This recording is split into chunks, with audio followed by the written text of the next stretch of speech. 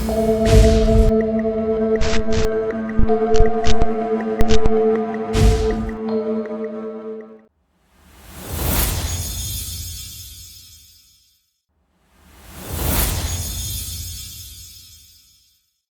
यह कहानी है अर्जुन की, एक साधारण गांव के युवक की, जिसके जीवन में अचानक ऐसा मोड़ आया कि उसे न केवल अपने जीवन का सबसे बड़ा फैसला लेना पड़ा, बल्कि उस फैसले के परिणाम ने न केवल उसकी बल्कि उसके पूरे गांव की दिशा बदल दी।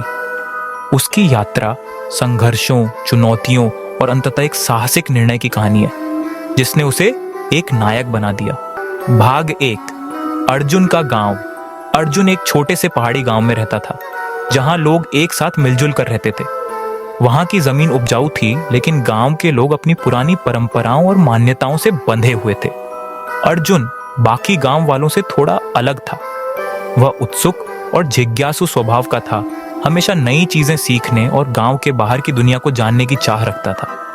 अर्जुन माँ से, माँ, मैं हमेशा सोचता हूँ कि हमारे गांव के बाहर की दुनिया कैसी होगी, लोग क्या करते होंगे, क्या वहाँ के लोग भी हमारी तरह जीते हैं?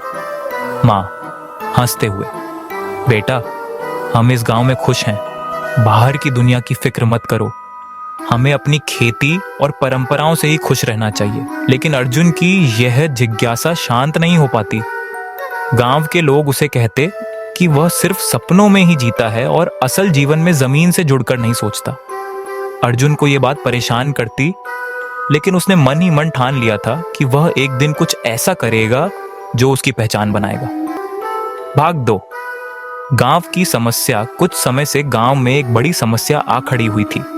गांव के पास की नदी सूखने लगी थी और पानी की कमी के कारण फसलें सूखने लगीं।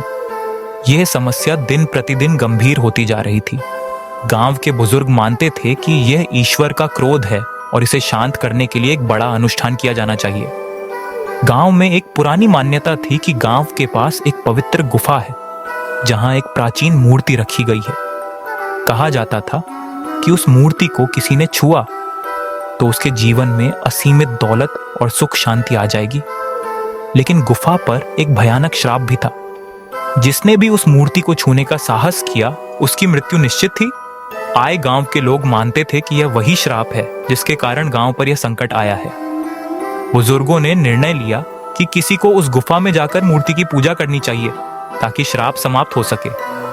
लेकिन समस्या यह थी कि कोई भी उस गुफा में जाने की हिम्मत नहीं कर पा रहा था। भाग 3, अर्जुन का प्रस्ताव। अर्जुन ने गांव वालों की बात सुनी और उसकी जिज्ञासा और बढ़ गई। उसे यकीन था कि यह कोई श्राप नहीं, बल्कि किसी पुराने मिथक की कहानी है। अर्जुन ने गांव वालों के सामने एक प्रस्ताव रखा।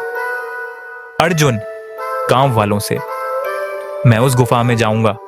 मुझे नहीं लगता कि कोई श्राप है, ये सब सिर्फ डर की बातें हैं। अगर हमें कुछ चाहिए तो हमें खुद अपनी मदद करनी होगी। गांव के लोग अर्जुन के इस प्रस्ताव से चौंक गए। वे उसे रोकने की कोशिश करने लगे। गांव के मुखिया अर्जुन से, अर्जुन, तुम अभी छोटे हो, तुम्हें इस गुफा के बारे में कुछ नहीं पता। वह जगह श्रापित है, वहां जाना तुम्हारे लिए खतरनाक हो सकता है। अर्जुन दृढ़ता से, मैं जानता हूं कि यह खतरनाक हो सकता है, लेकिन अगर हम सिर्फ डरते रहेंगे तो हमारा भविष्य कभी नहीं सुधरेगा। हमें इस डर को समाप्त करना होगा। अर्जुन की दृढ़ता देखकर गांव के लोग उसके साहस को पहचानने लगे। कुछ लोग अब उसे प्रोत्साहित करने लगे, लेकिन फिर भी उनमें डर बना हुआ था। भाग 4, गुफा की यात्रा। अर्जुन ने अपनी यात्रा की तैयारी की। वह अकेला ही गुफा की ओर निकल पड़ा।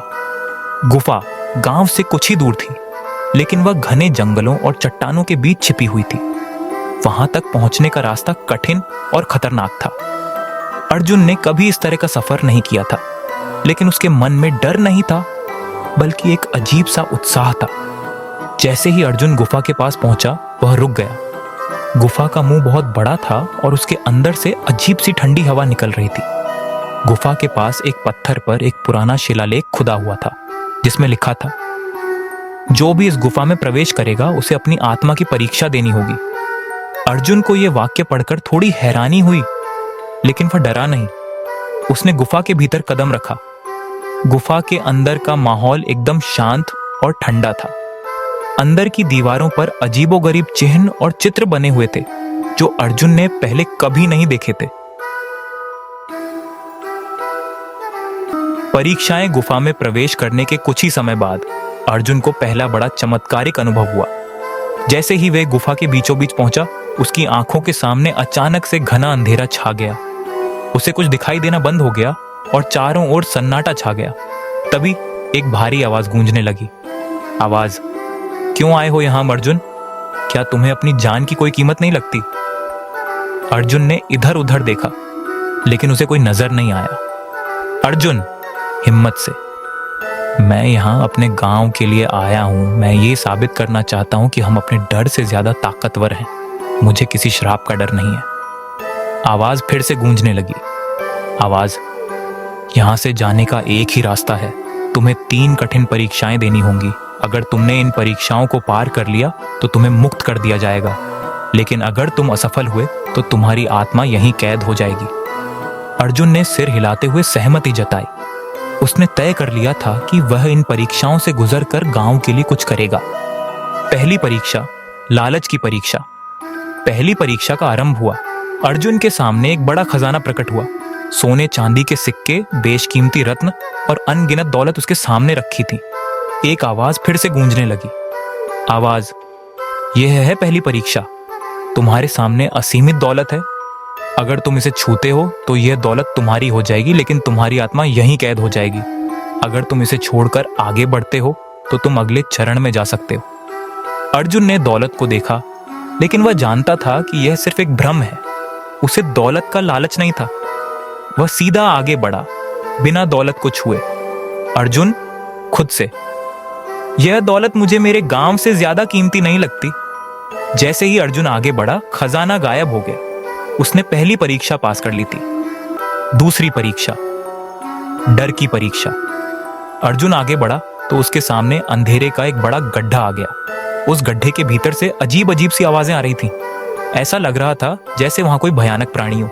आवाज, यह है दूसरी परीक्षा। तुम्हें इस गड्ढे को पार करना होगा, लेकिन ध्यान रहे, अगर तुम डर गए तो यह गड्ढा तुम्हें निगल जाएगा। अर्जुन ने गड्ढे की ओर देखा। वह थोड़ा घबरा गया, लेकिन उसने खुद को शांत किया। उसने सोचा कि अगर वह डर जाएगा तो वह कभी इस गुफा से बाहर नहीं निकल सकेगा। वह अपने डर पर काबू पाकर गड्ढे को पार करने के लिए एक रास्ता खोजने लगा। अर्जुन ने धीरे धीरे आगे बढ़ना शुरू किया।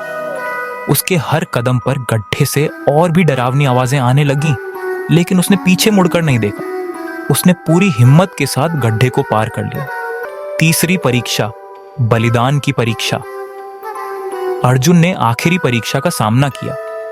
उसके सामने अचानक से एक झरना प्रकट हुआ और झरने के पास एक छोटा बच्चा बहता हुआ दिखाई दिया।